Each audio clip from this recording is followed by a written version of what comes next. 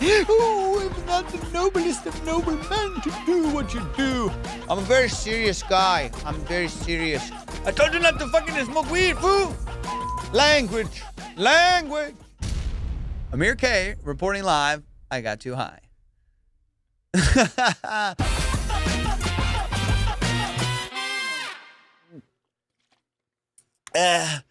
You gotta stay hydrated. Woo! Stay hydrated, man. I've been trying to stay hydrated. This is a gift from a friend of mine. Lisa got me this. My ex. It's got a little doogie on it.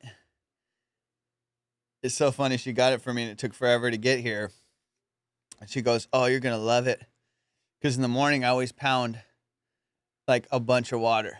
You know, and she'd always hear me. We'd talk like in the morning sometimes. And I'd be drinking. And then she could hear it. So she goes, oh, okay. And then for my birthday, she sent me. She's like, it's something you could use. And she was like, it's going to be a surprise. And she didn't tell me what it was. And then I got it. I was like, oh, okay. Now I know what it is. So thank you, Lisa. I use it every day. She said I would use it every day. And I use it every day. So that's a good gift. And it's got little doogies on it. And it goes, I don't know what this company is, but a funny story about it. She's like, she got it shipped. And she's like, I don't know what the fuck is going on. It says that it's in Jamaica. And I go, what? And then she looked further and it was Jamaica Queens. So I'd say we had to laugh about that, man. But it shows you like how much water you're supposed to drink from like 8 a.m. And I guess it's like 8 ounces or something. And it tells you like the times. And it's got little doogies. It's pretty cool. So thank you, Lisa. That's what that is. And that's what I was drinking on. Dude, why do I look like a Boy Scout? I feel like this episode, like a little weed blow. That's what they would call Boy them. Scouts? I was a Cub Scout. My dad only paid for those ones. We always did that, dude. We always, whenever there was it's so funny, and not, nothing against my pops or nothing, but it was just like, hey, you did it, like, it'd be like one season of like the sports thing, and oh, you did it, okay, like karate for 3 months. Oh, karate. That's not how it works, bro. He'd be like, yeah, okay, you did that shit. Okay, you did it. Oh, guys, I hope you guys are all good. Hope you had a good week, man, because I had a pretty interesting week. Always have an interesting week. I went down to visit my brother and my sister-in-law again, and I had a great time. Made some kebabs for the family. Got to kick it with my pops a little bit, too, which was nice. Here's a picture. That's us. That's us making kebabs. And my brother's ass is my brother's ass because he's over the fence talking to his neighbor. My brother wants to fit into this neighborhood he lives in so bad. And it's like older white people that are kind of, there's tons of Trump flags. And my brother's not a Trump guy, but like, he talks to it's like older conservative white people in his neighborhood. And he'll be like, hey, Tom, hey. And he's always waving at them and like talking to them across the thing. It's just so funny to me. But I love him. He's trying to be like, he wanted to be on the board of like the homeowners association. I'm like, what are you doing, dude? Like, that's the surefire way of everyone in the neighborhood hating you, being on the board. Because like everyone wants something from the board members. And then if you don't give them what they want, they're going to be upset. And then like if you pass stuff that they don't want, they're going to be upset. So it's just a catch-22, man. It's a shit. And so he got over that pretty quickly. But every time I go there, he's like talking to some like 75-year-old guy, and like trying to relate to what he's doing. He's like, oh, cool, the retirement. I don't know. It was fun though, dude. My car got hit, dog. Somebody backed into my shit, dude. And it was so funny. I pull up because my dad is staying with his ex-wife right now, who lives one street over from my brother. So I parked at my dad's place, and I brought some like food and stuff over.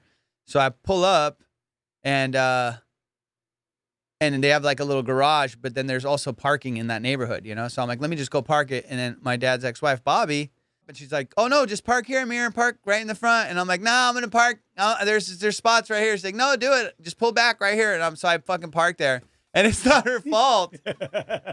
But dog, I come back after I've like did my fishing and stuff, and I'm putting the shit in the trunk, and I'm like, and I'm seeing this broken taillight, but I look at my taillight, it's not broken. And I look, there's a huge like freaking dent in the bumper, dude. Like this lady just backed up into my shit. And I'm getting to a place now where I cannot freak out about stuff, you know, 'cause I always get on my brother's ass about like losing his shit over like a new fridge and a little tiny scratch being in it, or like, you know, and we're both like that, because the way I look at it, and I talked to some friends about it, is I think it comes from, we didn't have many things growing up that were nice or ours.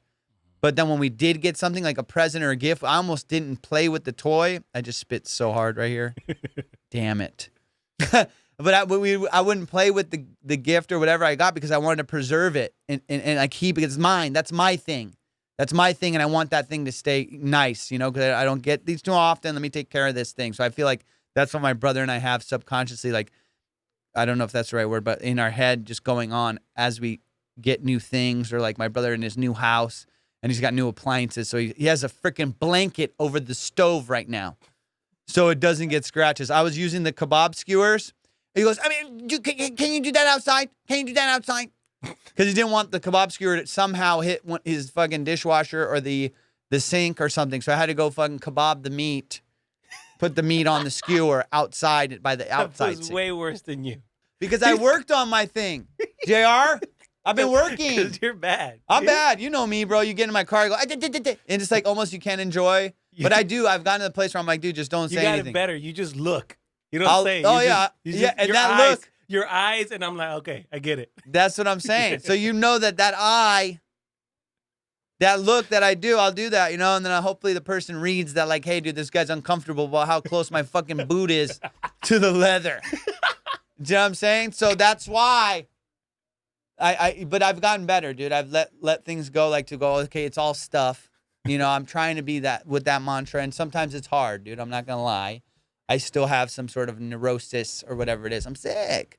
I've told you guys that on many episodes. I'm sick. And that's one of them. And so my brother, and I've talked about this before on here, he is extra, extra. So I was trying to show him. So now this is funny, dude. Dude, this shirt. I look down, I go, why does it look like I got titties? Damn, fool. Anyway, oh, now I'm all uncomfortable. You know when you get uncomfortable? Shit. I have titties. It's all good. No, you know when you get uncomfortable, and the worst thing is to be uncomfortable when you're like, you know, like taping something. I've had that a lot where you're like on camera or something, and you're like, damn, I don't like this shirt, and you get like just that inkling of doubt about the shirt makes you act different. So I'm gonna try not to think about my bitch tits right now, but it's happening. Little titties, little titties, okay, little titties. I think they're distracted by the wrinkles, fool. Oh, there's mad wrinkles too. Damn, dude. Yeah, JR was like, your shirt has wrinkles in it. And I was like, damn, I was going to change. And I'm like, dude, it's the quarantine, fool. Who cares? And he goes, yeah, nothing matters no more. So whatever. But back to what I was saying about my bro. So I was trying to be a good example. Now my car gets hit and I handled it, dude, way better than I normally handle it. Normally I'd be like, God, fuck. It'd ruin my whole week. You know, I'd be thinking about it the whole time. Like, yeah, fuck. But then I'm like, dude, you know what? It's just the bumper, dude. They can replace it, paint it, and it'll look just like new. Just like now, the lady left a note, and it wasn't a fake number, because I know that has happened where people, because they hit a car, and then they know people are looking, so they pretend to write a note on the car, and say like, oh, you know, I'm writing this note because people are watching me. Sorry, and no number, no nothing, and put it on the thing. You know, I've heard that story. I don't know if it's an urban legend, but I definitely have heard that story. And me being a what do you call it? A skeptic. I'm like, it's a fake number. I know it's a fake number because I called it. I call it right away, and it goes straight to voicemail. I go, I'm getting fucked. You know, I think I'm getting screwed. I go, okay, it's a fake number. And then my brother's like, just look up the number. He's like me, you know, we'll investigate to the fullest extent. And he goes, look up the number. Do a reverse Google search, you know, whatever. So I look on Google, and it's a guy's name. I'm like, dude, this is a fake number. And then eventually the guy calls me back, and it was her husband. So she left the number of her husband. And he was super cool. And I was like, man, it's all good. Accidents happen. I was like shocked the shit was coming out of my mouth. You know, I was like, yeah, accidents happen, man. I'm like, dude, yeah, I'm really getting old, I guess. Because before I'd be a little more hot-headed about it. I'm like, what's wrong with you? Can you not see the car? The way my car was parked, it was like, I don't even know how you could hit it, you know, but like it happens. So whatever. And the funny thing about that is earlier in the day, I was going to get some bait at the tackle shop. And as I'm leaving, this lady goes, "Hey, that's a really nice car." That always happens, dude. It always happens where you get a comment, they go, "Oh, cool," and it's like we have in our culture, we have the evil eye. It's this thing, this blue thing, and I'll put a picture right here. Boom, that's an evil eye. It's like a catcher of evil eye, and it's always like in the person. I don't know how to describe this, but it's like when people like pay you all these compliments, you're like, "Oh shit," it's like. It's not a jinx or something. It's almost like a jinx. Yeah, they have that in Mexico too. When people even give you compliments and it's like maybe has some bad energy to it or whatever it is. But not saying this lady had bad energy, but we have a thing for that. You know, when they go, "Oh, good job, man. Yeah, you're doing great." And then all of a sudden some bad shit happens. This is to catch like any negative energy. To this day, I keep one in the car. I'm going to have to take a picture of it and put it here. Now, this one has 1,000 eyes on it and you put it in the car, you know, and a lot of Persian people will do that. Or in their house, you know, it's like to catch the bad energy from other people, whether it's what you're doing in your career or whatever it is, but it's to help. I've over-explained. Anyways, she gave me the compliment right before I go to park, and it felt good. You know what I mean? I was like, "Oh, that's sweet. Thank you. Thank you very much." So the day started off great. And then I go do the fishing. I come back, and boom, car gets hit. Right? Now I'm going to drive over to my brother's place. Which is one street over from where Bobby and my dad is staying right now. So I pull up and then I'm like, they hit my car, and my brother, he's on the phone and he looks at me and he immediately gets a grin, which made me sick.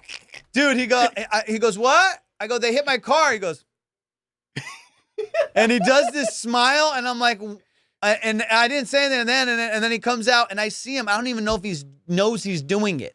He starts going around my car going and looking at the damage and just with this huge smile on his face because he knows how I am. So like he's just the sheer joy he took out of my misfortune was so fucking funny to me. And then such our dynamic. The way my dad set up our relationship growing up was always in competition. And I let go of that shit years ago. And I've been working to be better about it, to like not give a fuck. Because once I started comedy, I stopped giving a fuck about what people, not what everyone thought, but like what my dad for sure thought about what I'm doing. You know what I mean? Because it's like, dude, you get one shot at this life. Don't live it for them. You know, when people are like, "Oh, my parents think it's bad that I do this," or, you know, certainly in the Persian culture, like Iranian culture, it's bad to be doing, you know, a career in the arts that way because it's so, the chances of making it are so few and far between that's not even a relevant option for a career. And especially us, we're immigrants. They're like, we came to this fucking country, go do something, go study, go to school and do a route that for sure there's fruit at the end of this road. I don't know how I derailed so hard. No. But yeah, so the dynamic that my dad set up with my brother and I was like, well, whoever's doing better, and like, you know, we'd fight for his attention and his approval so much over the years to where one day I just realized it's all fucking bullshit. You know, he doesn't even care. Like at the end of the day, he doesn't care as long as we're okay, you know, and I started to realize that as I get older. And sometimes I may be speaking for my brother, but I think he kind of stayed in that mentality of like, oh, it's all, you know, like, you know, how much, you know, money I made this week or this month. But he works his ass off. So it may be good that way, but he does drive himself kind of crazy with how hard he works and doesn't take a moment to like breathe and go, look how fucking awesome my life is. I have this dope house. I got a dope wife. I got a dope baby. You know what I mean? So sometimes when I see him, he's got the best life, but he's the most miserable person on the planet. You know what I mean? And I hope he's watching this. I love him. And I'm trying to mend this relationship that we've had, and we talk, which is cool. We talk about it. Like I'll leave the house and he'll call me and go, "Hey man, thanks for making the food." But like at the time we may have gotten a fight because he doesn't want me preparing the food in the kitchen. Because his fucking priceless kitchen can't be like touched, or don't cut that there. No, don't put that there. You know, it's like, so I see that, and him being the way he is has helped me to be better about how I am, you know, because I've done it with previous girlfriends and stuff where I stand over them and watch them like cut some, you know, if I'm like, "Oh yeah, you can, let's make some food tonight." And then they're like helping me out. And I'm like, "But you didn't cut it right." You know? Fuck. And my brother's like that, dude. Like he'll be like, no, to his wife. Like, no, don't. I'll do it. Or I'll wash those later. Don't touch those, babe. Because he just, not that he doesn't want her to do the work. He's scared that something's going to fuck up the kitchen. So, man, this shit gets me worked up a little bit. But anyway, I hope my brother gets a little bit better. And I've been trying to be a good example. So anyways, I didn't get pissed when my car got hit. And I was trying to show him, like, dude, it's all bullshit, you know, and laugh about it. Like, yeah, she hit it. She left a note. It's all good, you know, and not go back to the old me that would have been talking about it all week, calling all my friends back. Dude, can you believe they hit my car when no one gives a fuck, by the way? You know, that's one thing humans don't realize. Sometimes something happens to you and you want to tell everyone and all that stuff. And of course, yeah, you tell your close friends, but no one gives a fuck. Nobody at the end of the day gives a shit as much as you do, you know? And that's just one thing that I'm like, I've learned. I'm like, you know, you're just wasting people's time with this energy and telling them about it. And then at some point, you're going to be the person that no one wants to talk to because every time they talk to you, you're talking about the bad shit that happened to you. And you become an energy vampire, you know? And damn, dude, I if I look back on it, I was that guy, you know, everything's bad. You know, my mom will be like that sometimes, which, you know, I'm trying to talk to her about it every time I talk to her. But it's almost like she wants to have something to talk about, so she'll talk about some bad shit. You know, like, oh, man, they lost my paperwork in the mail today. You know, it's like, fuck, every time it's something bad, you know? So I don't know how to navigate this whole thing because it's hard when you're trying to work on yourself to, like, not be like, you got to be like me, you know, because no one wants to hear that either. Like, oh, 1 week you're working on yourself, so now you're fucking, you know, being all preachy about how to be better.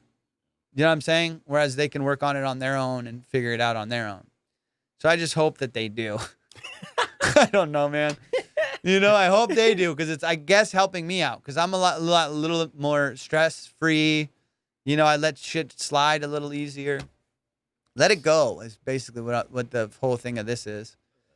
And it's easy to say, hard to do for a lot of people. If you're like neurotic as my brother and I are, it's really hard to do. So whatever, man, we had a good time. Despite that, we had a good time. Because there are some times, man, as dysfunctional as my family is, we have a good time still, dude. Sometimes, you know, unless like somebody takes it too serious. Like, and it's typically my dad will like throw off a dinner after a couple glasses of wine because, you know, I said something that, I'm your fucking father. He'll go from like laughing and joking about the shit that happened to me when I was a kid. Like the last time, it was funny, I was talking about on the podcast about getting busted with a nitrous tank, which I'll tell that story.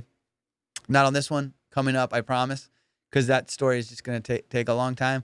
But he brought that up, and my dad was notorious for doing that to my brother. My brother does it to me. I've done it to my brother, and this is another thing that's so bad in a relationship or in a family setup or somewhere where you confide in someone, and then they use what you told them against you in a later conversation or argument. Yeah. Dude, I grew up on that shit. I'd tell my dad something, you know, that was embarrassing or whatever, and be like, yeah, and then you piss in your pants, you know, and then he'd bring it up later, and you go, what the fuck? Like, I trusted you with that info, you know? Or I'd tell my brother, like, early in comedy, you know, I'd be like, yeah, they paid me in nachos, you know, like, I got paid in nachos, and it wasn't a good gig. But then later on, he'd be like, you're not even fucking doing anything, you're doing your stupid stand-up, like, what are you getting? Go get paid in nachos.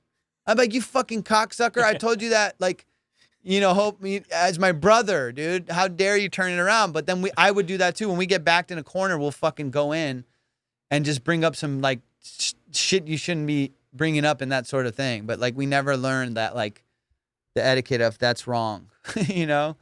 Because like when my dad will do the same when he's backed up against the corner, he'll say some shit that he doesn't mean at the time, but it comes out and it's almost like some of the stuff is hard to take back once you've said it. That's what happens a lot with us.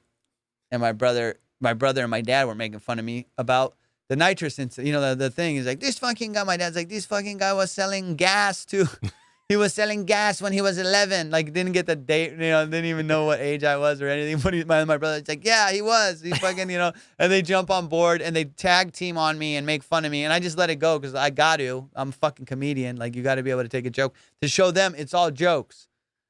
You know, because I love joking with my dad and dude, when my dad's in a good mood, it's the best time. When my brother's in a good mood, it's the best time. And then there's a click that they could perceive, or if they're not in the best mood, when I cross the line and my dad this is his line. I'm your fucking father. I'm your dad. Don't talk to me like that. Like, you know, he'll snap and I don't know when it happens. And that was the cause of me walking on eggshells my whole childhood. We'd be having a good time in the car, and I was like, fuck yeah, dude, I'm finally getting along with my dad. And then all of a sudden he'd be like, I'm your fucking father. What the fuck? You know, and he'd go off on me. And it's just so weird because he skates this fence of like, he's a very serious guy. But I know him, dude. I mean, as much as he's told me, but I just know when he's with his friends, he's like a totally different guy.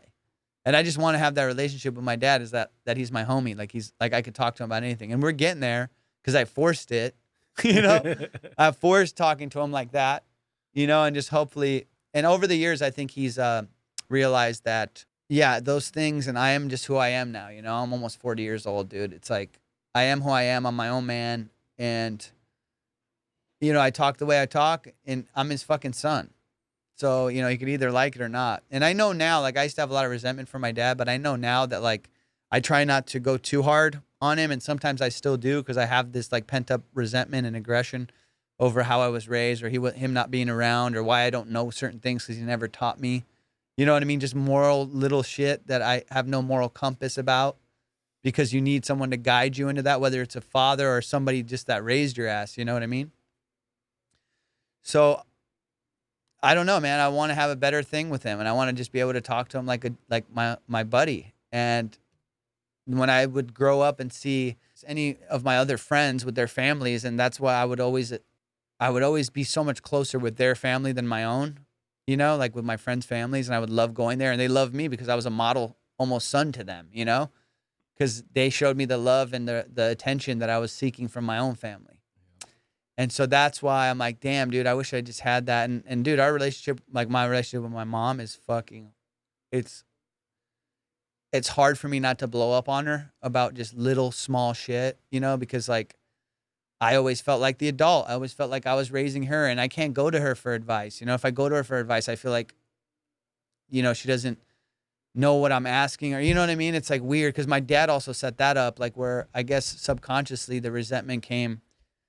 You know, I've said resentment 1,000 times on this podcast, but subconsciously my dad would probably, you know,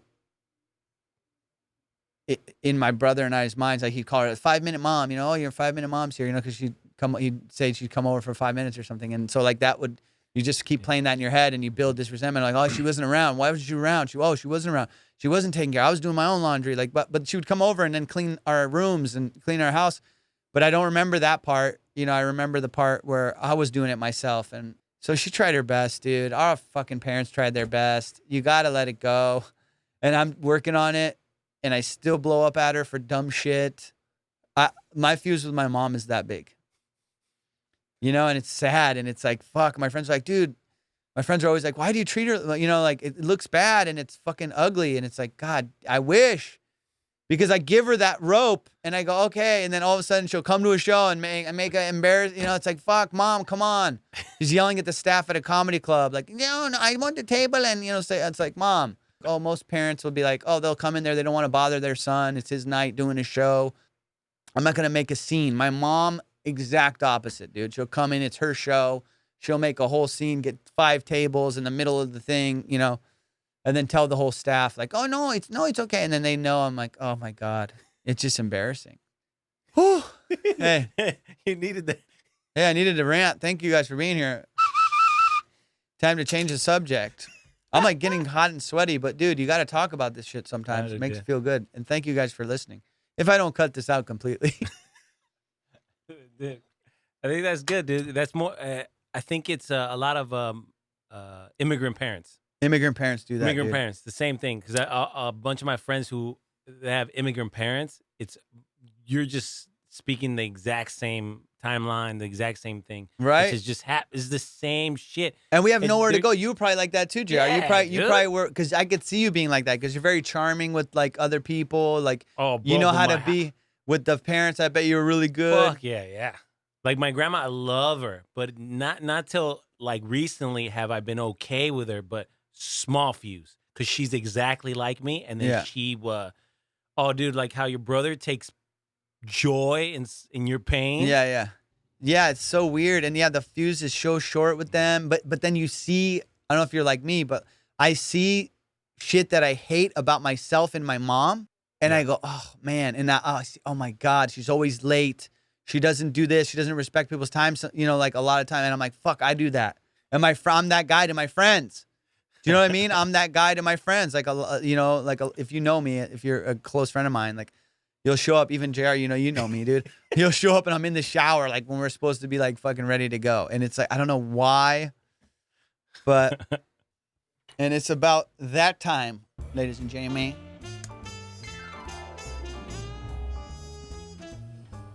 Today we're smoking cheetah piss from Cookies, and that's really the name of the strain. Really like this one. My homie Ali bought it and sent it to me, and it's good. The name is weird. It smells like ammonia. I think that's why they call it cheetah piss. Relaxing, and it's just a really good strain. I enjoy it. Chill, calm, slows me down a little bit, if you haven't noticed. Got a little worked up talking about my family. Got a little worked up talking about my family. Shit works me up, dude. But, you know, what else are you going to do, man? I've been using this time in the quarantine to go down and see them and fix these relationships, man. Work on my personal life because I'm not on the road as much anymore, as you know. That's why we're here doing this podcast, man. I told you I went fishing. My fucking feet got my ankles, of all places, got sunburned. I wear a whole fishing. When you go out on the kayak, bro, fishing, you got to have your whole body covered. All right? Or put sunblock of, 100 on that bitch because you're out at sea. You know when, somebody goes missing at sea for, 8 hours and they find them and they're all burned up and their lips are all fucked up and they're like, 8 hours the guy was at sea in the sun baking. There's no cover. You're in a little life raft. You know what I'm saying?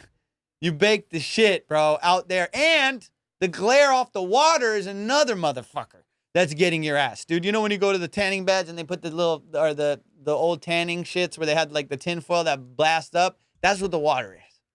It blasts right on up. So even if you're wearing a hat, I wear one of those little, whatever, what are those hats called? I'll show a picture. That thing. One of those hats, and it covers you up, but then you're getting blasted, dude, on the sun. And I'm right on the water, player. I'm a guy. And it's going, bitch, bitch, bitch, bitch, bitch. And my face got burned. And so, this time I was in such a hurry to get on the water, I forgot. I'm I'm covered up. I don't need any sunblock. And I left a couple pieces vulnerable. Just a couple, a little bit of my hands, and then I wear pants. They're these flowing pants that block the sun, right? And I got my shoes on. And this is what happened to my ankles, bro. Oh no. Oh no. They burned so bad, dude. And by the way, those are Flofers, new kicks. Shout out to Flofers. That's my sponsor, man. We got a sponsor already, and it's Flofers, and I love these shoes. That's the new pair that I got. Flofers was nice enough to send me. My boy Hayes out there. Thank you, Hayes. And that's the pineapple cuts right there, bro. I love them. They're cool. They're unique. They feel so comfortable, and I wear them in the water, outside of the water when I go fishing, bro. What do you think I got on my feet? Flofers. And I got a few new pairs. I'll show you some other stuff. But guys, go check them out. Flofers.com. They got cool designs. Summertime is perfect. And that's it. You can wear them in and out of the water. And they look dope. I'll wear them. People compliment me like crazy on them. When I did Jay Moore's podcast, he was like, what the hell are those? What are those, Pradas? I'm like, nah, dog, they're Flofers. And we made an ad. It was great. So, yeah, check out them kicks. Eventually, I'll have my own shampoo and conditioner. And I'll start selling that shit. They have a company where you can they sell generic shampoo, conditioner, soap, gel, and then they'll stick a label on it. You can throw a scent if you want a scent on there. Yeah. It's like pick and choose, and then they'll upcharge you for whatever you want. Lavender, bam. Oh, nice, dude. That 50 sounds. cents. We gotta make one, dude. Salty Locks, this one. Didn't. What do you think ours will smell like? Brick dust? I don't. You know what? I like. I don't know why, but I like the smell of Irish Spring. Mm-hmm. That 99-cent, I don't know 99-cent why, store dude. bar It's just smell. Dude, I grew up on Irish Spring, and my dad would just have the bar. Yeah. And that's what he'd do. Costco, motherfucker, and we get a 48-pack of Irish Spring, and that's the only soap we got, dude. And that was multi-use, my guy. It was soap for the fucking shower. It was hand soap. And guess what? You want to wash dishes? Irish Spring. It cleans your dishes. So, yeah, I grew up on Irish Spring. That scent reminds me of, getting up and going to school. Mm-hmm. You know what I'm saying? It would give me anxiety a little bit. Do you know that when you smell it and you're like, that means I'm getting ready. Do you know what I'm saying? Like, I'm not kidding, bro. I have a sense memory of Irish Spring smelling it and going, like, because I was like anxious about, and I know in the early years of being here, man, I was anxious about going to school because I didn't understand these motherfuckers. Oh, yeah. I had to be. It had to be. I don't know. I'm thinking. Were you in ESL? No, man. I wasn't in ESL because I went to school as a kindergartner. So in kindergarten, they're like, everyone's on the same playing field, right? That's a good thing, though. That's That's probably the best thing that ever happened to you. Absolutely, dude. I think that was the best thing that happened to me because I wasn't coddled and I had to just just be immersed in it. So I was immersed in the language. And that's why I said it on podcasts. I've said it on my stand-up shit. Like, that's why I speak and do characters so well is because I learned how to speak English by mimicking. You know, so I watch the kids speak. And so that's why I could like adapt to another person's speech quite easily. And I feel like a lot of immigrants and people that learned another language young are able to make different sounds and noises with their mouth that normal people aren't. Like, you know, it's hard to make those sounds like or the that we have. To say it. Try to say that, JR. To sell it. But yeah, chok to say it means dirt on your head. Chok to sell it. No, I see you fucked it up. Cuck. You said I got nervous, fool. Well, you said, cuck, I'm celibate. That's what you said. I'm a cuck, I'm celibate. That's what you said. It's all good. You can tell your story. Bro, that's why we're here. Eventually, when we get the budget to throw you on a camera, dude, we'll get it going. But for right now, they just know you as the voice behind the camera. But this is what JR looks like. And know that I put the worst picture of you right here. Oh, kitty food. But that's so funny, man. It's so funny. Yeah, I was going to talk about something, but I don't think I want to because I don't want to hurt the guy's feelings. Why? You don't have to say his name? You'll know who he is. I don't know who he is. Do they? Will they know? They will know. Comedians will definitely know, and people are going to look it up. And I'm like, I guess I could tell it. I'm going to tell it. There's a photographer that takes fucking bad pictures. Really bad pictures of a lot of stand-up comics, high-profile stand-up comics, too. So there's a catalog this motherfucker's got of a lot of photos. And they're not the greatest. They're bad lighting. Your eye might be like that. But what I've noticed is anytime a comedian gets allegations or it's something bad, they use his photos. Because the person looks like shit. It's like, you know, or they go like, oh, this guy's accused of rape. And then it's a picture of him going like totally looking like a rapist. I know. You know what I'm talking? That's what I'm saying. I don't want to say it because the pictures are bad. I like the dude. I like the dude, but the pictures aren't the greatest. And I would hate for him to see this is the sad part. But it's like, dude, pick the fucking pictures better, man. You're taking a lot.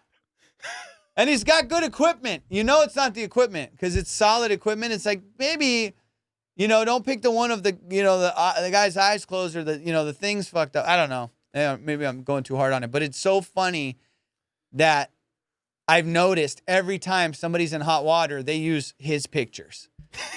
Because they do that. When someone has a bad story coming out or something, they'll use like the most unflattering photo of the guy so you don't want to like him. Mm-hmm. You know what I mean? So, yeah, that was it. Damn. I don't know. Whatever. I say if I get in hot water, I have so many bad pictures from Homeboy that there's a no-brainer they're going to use them. They're going to be like, damn, we got so many to choose from for every occasion. Coronavirus, be gone. It's that cheetah piss, boy. Y'all got to stay professional, man. Don't do fucking drugs. Hijo de puta. Violín en la mañana. Violín en la mañana. Hey, little chulupas. I got too high. Amir K reporting live. I got too high. I told you not to fucking smoke weed, fool. I fucking told you not to smoke it. You punk motherfucker, you smoke too much weed. Damn, fool, everyone's mad at me. You're smoking too much weed, eh?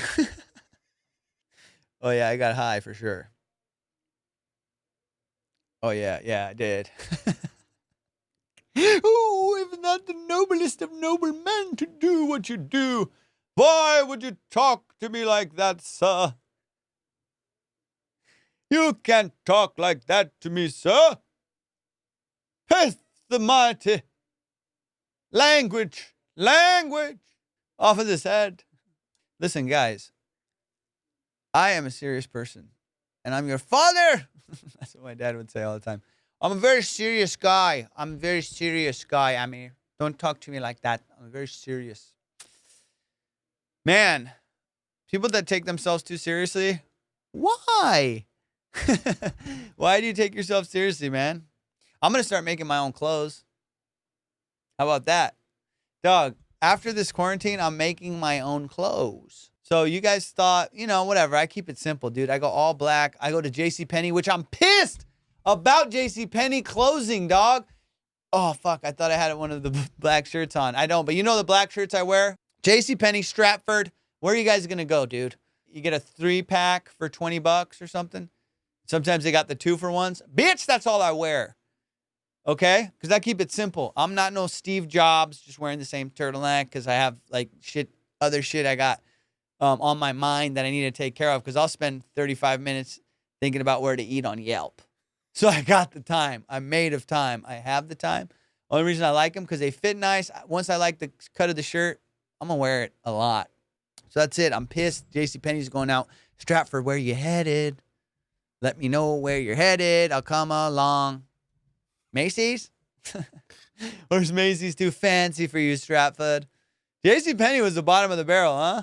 Hell yeah, dog. JCPenney was dope. R.I.P. JCPenney. I'll be at your funeral, dog.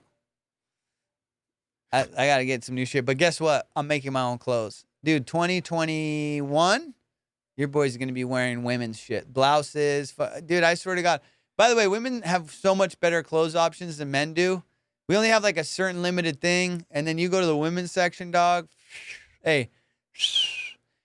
Did they not have as much fabric for the men? The designs and stuff? We like options as well.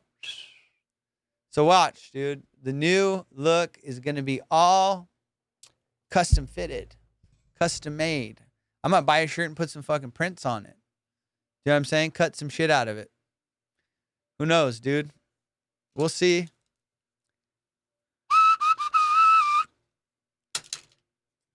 How about that?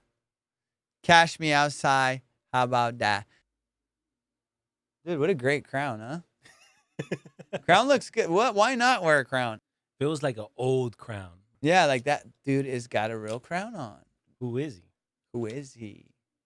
What about Prince Harry, dude? They're like the most regular ass royal family. Like you see Prince Harry at fucking Trader Joe's.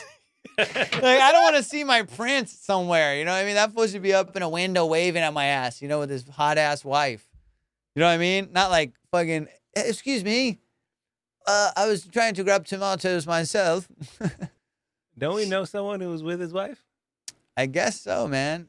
That's the rumor. I got a buddy who says he slept with Meghan Markle.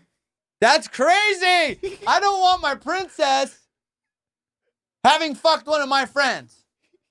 And that's just what's happening right now with Harry and Meghan Markle, dude. They moved here, which is crazy. That's another thing. Like, dude, I don't want to see the freaking princess and princesses of England just out and about, at the dog park. Do they have dogs? Doogie would have been such a good royal. Doogie! He's like not even here anymore. He used to kick it here. I think he got annoyed with us when we do the podcast. So he's like, you guys, I'm going to sleep. He sleeps a lot, dude. I'm getting so sad that he's getting older. Doogie's getting a little bit older, having a few accidents in the house. Because he used to go to the door and cry. Now he's just like, I can't hold it, dog. He's like, I can't hold it. I gave you my best years. I'm going to poo-poo when I want to. And so poor guy, he poos. So I can't even get mad at him anymore, which is like, what am I doing? Am I trying to train him still? No, don't do that. I think he looks at me and goes, motherfucker, I know. Don't do that. You think I wanted to do that? I couldn't hold it, pal. That's what I think's happening with Doogie now. It's sad, man. Because getting a dog is like getting a kid that is going to die before you. And I know people hate the comparison of dogs to kids, but that's just how I feel, man. That's all I know. I haven't had a kid yet, but I've had a dog, and I love that motherfucker. So that's what I'm talking about, And it's like so sad once they get older, and you look at him, and I look at him in the morning, and love is when you love the smell of the stinky ass breath that he has. Do you know what I mean? Like I'll just kiss him and I'll put my face in his face and I like that his breath smells like shit. To the point of where I had his teeth cleaned and I didn't like it anymore. That didn't smell. Because I don't know Doogie without stinky breath. And that's what, to me, I was like, damn, I love this dog so much. But you see he's getting a little older. And a little older. And you're like, damn, he's getting slower. You know, he's had a couple back surgeries. So his like legs are like a little wobbly. They're weak. But you just have to cherish the time you have with them. Fuck, man.